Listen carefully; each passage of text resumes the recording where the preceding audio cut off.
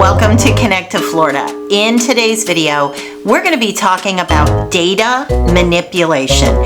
Who's doing it? Is anyone doing it? Who are the biggest offenders? And how can you not fall prey to this phenomena that is going on right now? But you know, if I'm being honest, it's been going on for a long time, but it's just really important right now. So what I mean by data manipulation is falsely making listings look brand new, not being entirely transparent about the history on the listings. Let's talk about that, because I'm telling you, you can make a big mistake in your purchase, in your negotiation, if you don't know what you don't know.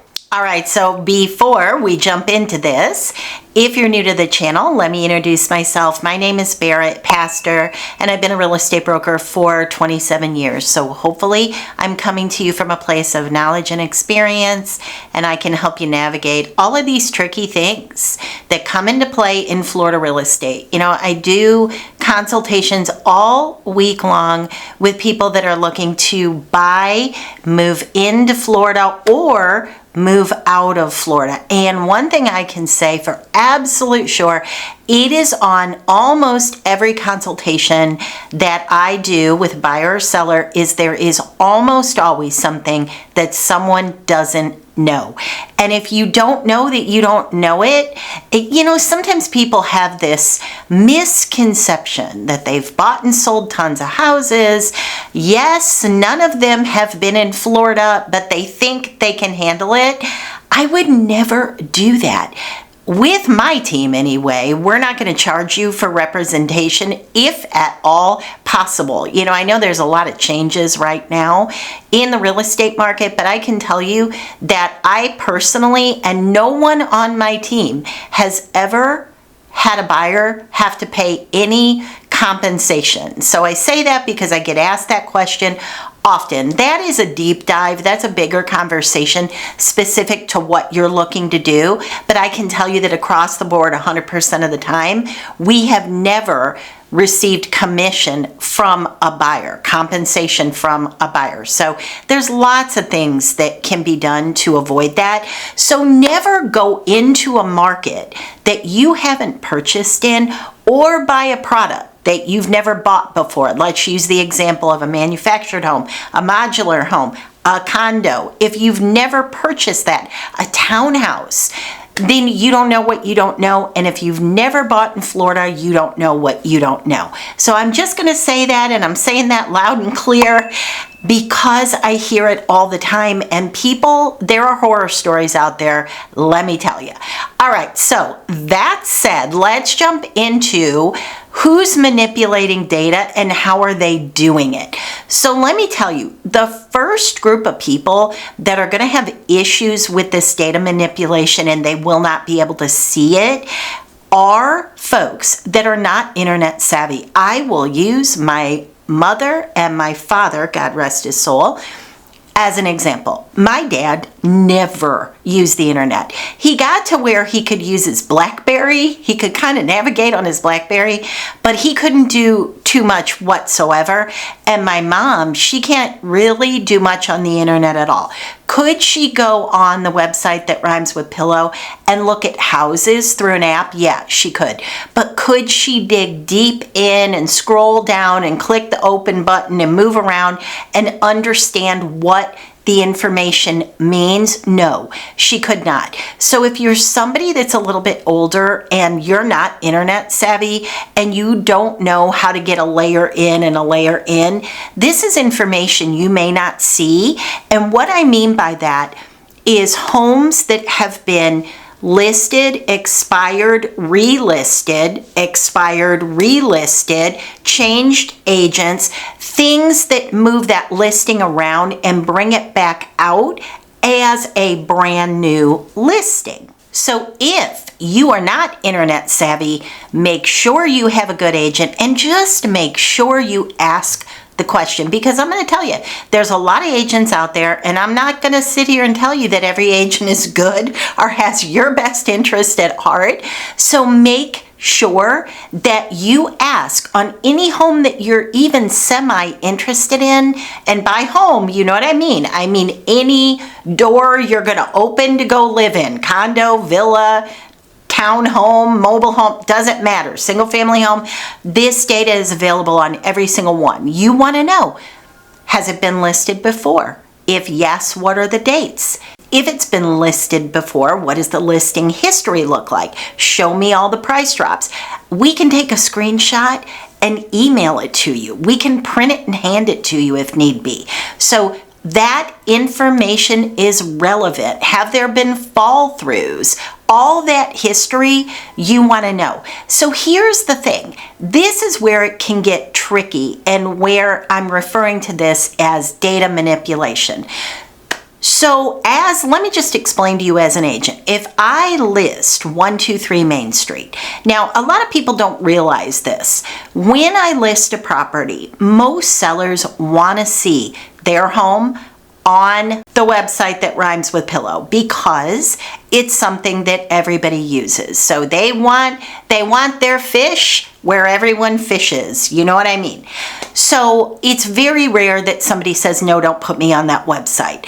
So what happens is when I list a home, that home is pulled through it's called an IDX syndication. So it pulls it out. So it'll take my exact listing and everybody else's. It takes those listings and it puts it on hundreds of websites. So the one we're talking about, Realtor.com, Homes.com, all of them. Everyone you could, AOL, MLS, all of it, everywhere. It gets pushed out to everything because we all use this, what we call IDX reciprocity. Means that when we list something, it pushes out. So a lot of times people don't realize, like people will ask us to make changes on these websites and we can't because it's their website. When I make a change in the MLS, it will push out to all these websites that it was syndicated to. So, all right, so the reason I explain all that to you is let's say I list 123 Main Street and let's say the sellers are not getting any activity. They listed it at $900,000. It's a fair market price, but there's so many homes on the market. There's not a lot of buyer interest right now. So the seller is like, what can we do? You know, we've marketed everywhere, but still nothing. Nobody's interested. So what you might see an agent do is drop the price $1. Have you seen that? Or $100? Have you seen that and you're like, why are they doing that? Well, you know why they're doing that? When you do that, it cycles back through and it pushes back out in the MLS, which in essence pushes it back out to everyone else, all these other syndications, and it appears in someone's email as if it's a new listing because it's coming back out. Does it say new listing? No, but it cycles it back through to put it back in front of people again. Now let's say somebody says, well, I don't know what to do. I can't drop the price. I've got very little movement on this. What do I do to make it new and fresh? So what an agent might do is terminate the listing. And that's the term that we have to use in Florida, not withdraw it. Terminate the listing, end that listing, and then relist that listing at a later date. And let's say you waited out the 30 days. That's going to go to 0 days on market. Now, a smart agent is going to go in, look at the history. So we have something called DOM, days on market, and something called CDOM, cumulative days on market. Those roll. But you as a buyer, the buying public, you're just going to see that 0 and you're going to say, oh my gosh, it's a brand new listing. Now, why might it matter if it's a brand new listing? Because you could be someone, let's say you're waiting for something to come up in Pelican Marsh and there's something that comes up and it backs to the lake and you're really excited about it because you have a big dog and there's very few communities that will allow your big dog, and Pelican Marsh will. So you've actually seen that listing 6 months ago, but you don't really realize that because it comes back through and it looks like it's a new listing with, let's say, $100 less than what it was listed before. So you go into panic mode and you're like, honey, let's just give them the amount they're asking. Let's not even negotiate. Let's just give them what they're asking because we're not going to see this again. But what you don't realize is that property's been on the market for over 6 months. Now, I will say that every MLS system is different as it relates to how long you have to be off market before something shows 0 days on market, but that is so important and the way to avoid getting taken advantage of or not negotiating to the best of your ability. Because again, if you knew that that same Pelican Marsh property had been on the market 6 months, would you have given them full price, $1 less than what they couldn't get literally 6 months ago and consecutive months to follow? You would not. You would have negotiated that price. So the way to avoid having that scenario is just ask your agent. If you ask your agent directly, listen, on every single home that I show interest in, I want to know the history. I want to know the whole backstory on all of it. A good agent's going to say absolutely no problem. Now, should you do that on every single home that you tour? No. If you're looking online and you're working with an agent and you're just kind of in that early stages, should you be contacting them and asking them for history on every single house that you see? No. You should do that deep dive when you've got some degree of interest in a house on a little bit more of a serious level, because you want your agent to do that work for you and dig for the things that are going to be really hard for you to see. Now, who else is the culprit? Who is getting away with this? And there's not a whole lot we can do to see it. You know who it is? 2 people. Builders and FSBOs. What do I mean by FSBO? For sale by owner. For sale by owner has different rules than we have as an MLS. And this is why I caution people before they go buy a for sale by owner. Everybody thinks, oh, greedy real estate agents tell me not to buy a for sale by owner because that's where the great deals are. No, that's a really good place to get taken advantage of.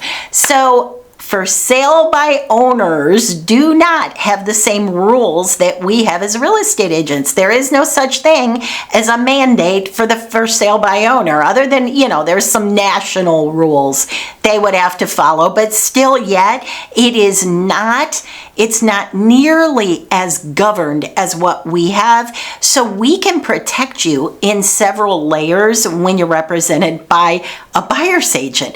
But if you're not, you're winging it on your own, listen, you don't know what you don't know. They can manipulate history. They can bounce in and out of Zillow because there is no MLS syndication, so they can change numbers. They can do something just a little bit different to manipulate that and look like they're this brand new FSBO listing when they have not sold for 2 years and they've been sitting there rotten stale. They've been on the market in the MLS before. We can't do anything about it. So that's one of the things I would caution you before you do something like that. And then also the builders. So a lot of the builders will hold their inventory back, or they'll keep it. Have you ever walked into a builder's office and they have these lists of homes that are available or they're coming available and they're not in the MLS? That is quintessential data manipulation. Absolutely, because that keeps it, that shadow inventory, that is the typical shadow inventory that's there, but it's not being put. Let's use Babcock Ranch for an example. Do I think there's really good deals in Babcock Ranch? Yes. Do I think there's a bunch of shadow inventory? Also yes, because the builders are not putting it out. They're holding it back. They're reserving it back because they don't want to look like there's all of these homes for sale, because that doesn't give a great impression. So what is the moral of the story? The moral of the story is do your due diligence. If you're decent with a computer, jump in those websites, those public-facing websites. Look at the houses you want to look at, but scroll down and look for the history. Jump into the tax record. That's another place that I go, especially with for sale by owners. When I'm helping somebody purchase a for sale by owner, I'll go into the tax record and I'll look at every single deed transfer so that I know what that history looks like to the best of my ability. We can even see how much of a mortgage roughly is sitting on the property. So there's a lot we can do to protect you in that regard, but the big thing is ask. Just ask. Make sure your agent understands that you're going to be looking for this information.